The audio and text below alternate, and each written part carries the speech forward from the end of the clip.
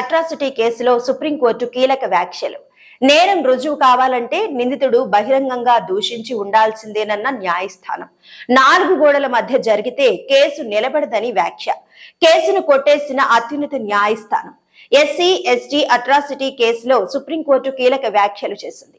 కులం పేరుతో దూషించాడని నిరూపించేందుకు నిందితుడు బహిరంగంగా కులం పేరుతో దూషించి ఉండాలని స్పష్టం చేస్తూ దీనికి సంబంధించి నమోదైన కేసును కొట్టివేసింది.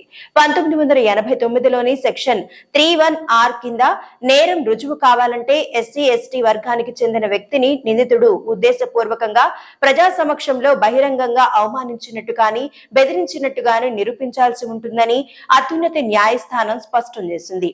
తాజా కేసులో ఘటన 4 గోడల మధ్య జరిగిందని, అది జరిగిన తర్వాత ఫిర్యాదుదారుడి సహచరులు ఘటనా స్థలానికి చేరుకున్నారని ఎఫ్ఐఆర్ పేర్కొనడాన్ని న్యాయస్థానం ఎత్తి చూపింది. కేసుకు కారణమైన ఘటన అందరూ చూస్తుండగా బహిరంగ ప్రదేశంలో జరగలేదని పేర్కొన్న justice BR Gavai, justice Augustine George మసీహ్తో కూడిన ధర్మాసనం కేసును కొట్టివేసింది.